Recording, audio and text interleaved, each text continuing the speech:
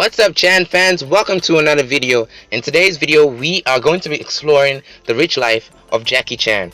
This video is going to examine Jackie Chan's early life and film career, his luxurious assets, and his current net worth. So stick around and watch this video till the end, because at the end of this video, you want to stick around, trust me, at the end of this video, I will be revealing the brand new Jackie Chan movies that everyone is waiting for. So we're starting right now. Jackie Chan was born on April 7, 1954 in the British-ruled Hong Kong, China. That will make him currently 66 years old. His parents are Charles and Lily Chan.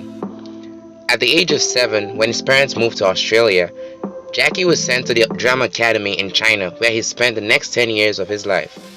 There, Jackie studied martial arts, drama, acrobatics, singing, and acting.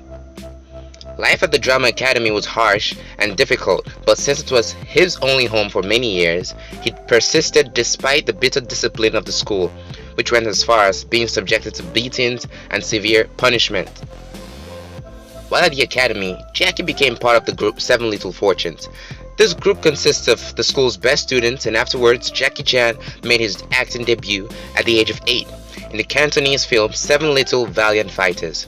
Now, with his athletic skills and inventive and fearless spirit, Jackie was soon in demand as a stuntman in the Hong Kong movie industry. Upon his graduation in 1971, Jackie Chan got to work with Bruce Lee on films like Fist of Fury and Enter the Dragon. Later on, he was forced to move with his parents in Australia and support himself by doing construction work. Now, after meeting with film producer Willie Chan, Jackie Chan knew that he needed to get back to acting, and so he came back to Hong Kong in 1976 to continue his film career. Sadly, Bruce Lee had passed away by that time, so the film industry was searching for a worthy successor, and Jackie had great potential, so everyone looked up to him as the heir to Bruce Lee's throne. But trust me, this was no easy job. For a man like Bruce Lee, who was a legend, a guy like Jackie Chan, to achieve the kind of success Bruce Lee achieved, that was no easy feat. And so the 1970s was a very difficult period for Jackie Chan's acting career, because no matter how hard he tried, he just couldn't fill the void left by Bruce Lee. But then he started working on his own ideas, blending martial arts with comedy. This caused him to achieve mainstream success across all Asia with 2 box office hits that came out in 1978, and they were Snake and the Eagle's Shadow and the famous Drunken Master. In the early 80s, he tried his luck in Hollywood, but after some negative reactions, he decided to head back to Hong Kong and focus on his career there. Soon after, Jackie produced some good action movies. You have probably watched all of Jackie Chan's action movies, but the good action comedy movies Jackie made that cemented his presence in Hong Kong movie production and Hong Kong box office were Police Story and The Armor of God. Both of these movies got numerous sequels and in turn became franchises. Now, in the early 90s, Jackie Chan was still unknown to Hollywood, but that changed when he moved over to America and starred in the movie Rumble in the Bronx, which was released in 1995. Now, in 1998, Jackie partnered with Chris Tucker and brought out Rush Hour, which became a blockbuster and was followed by 2 sequels, one in 2001, that was Rush Hour 2, and the other in 2007, Rush Hour 3. Both of those movies scored massive success and earned Chan huge amounts of dollars. That's why in 2002, Jackie Chan received a star on the Hollywood Walk of Fame, something every single actor who wants to make it big in Hollywood dreams of. As an action movie star, Jackie Chan ranks number 9 by Forbes on the world's highest paid actor charts. He owns a charming Beverly Hills villa, which cost him just $3 million in 1998. With a 2-story entry, large formal spaces, a gourmet kitchen, 6 bedrooms and 5.5 bathrooms, the estate seems to be perfect for his lifestyle. But he also had a lavish house in Miami, which was listed for sale a few years ago. Right now, we don't know what's happened to the house, but we just know that it's been listed for sale. Of course, he also has many other properties around the world, especially in his home country, China. Although he has cars to drive around, Jackie does own 2 private jets. One of them is the majestic Embraer Legacy 650, which he bought for the sum of $30 million. Jackie customized this jet with his personal logo, featuring yellow and red colors of China's flag. The second jet is another Embraer, of course, the Masterpiece Legacy 500, also known as the Sky Yacht 1, priced at $20 million. This business private jet is full of luxury and high-tech specifications. Now you may be wondering, why would a normal guy buy two jets from the same company? Well, it's because Jackie Chan is their brand ambassador, so it makes sense to support his brand just like they support him. You get the sense of what I'm talking about? Now, if you talk about Jackie Chan's net worth, not much is known about the man's net worth. I mean, come on.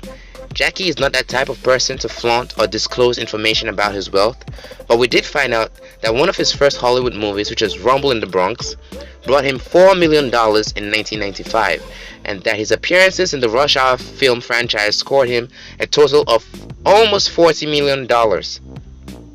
With annual earnings of $50 million in 2015 and $61 million in 2016, these 2 years gathered him almost 1/3 of his total estimated net worth. I'm sorry I started there, but the amount of money in this guy's net worth is so huge that I'm starting to stutter, which is really terrible. So I'll take it again. Now, Jackie Chan's annual earnings in 2015 was $50 million. In 2016, he earned $61 million.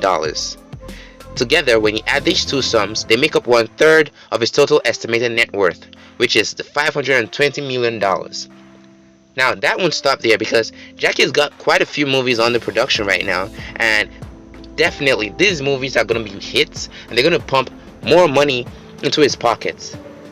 It is also known that Jackie Chan, he's not going to give his son any portion of his wealth when he dies. Rather, he's going to donate it to a charity. He claims that if his son is as good enough, his son will make his own money.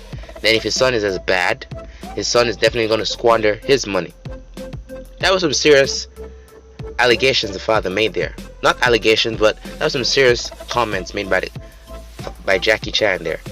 Now, speaking of movies, remember at the beginning of this video, I promised you that if you watch towards the end, I'm going to tell you the few movies Jackie Chan is making and what you need to know about those movies. And these are movies that people want to watch. These are big hits coming up.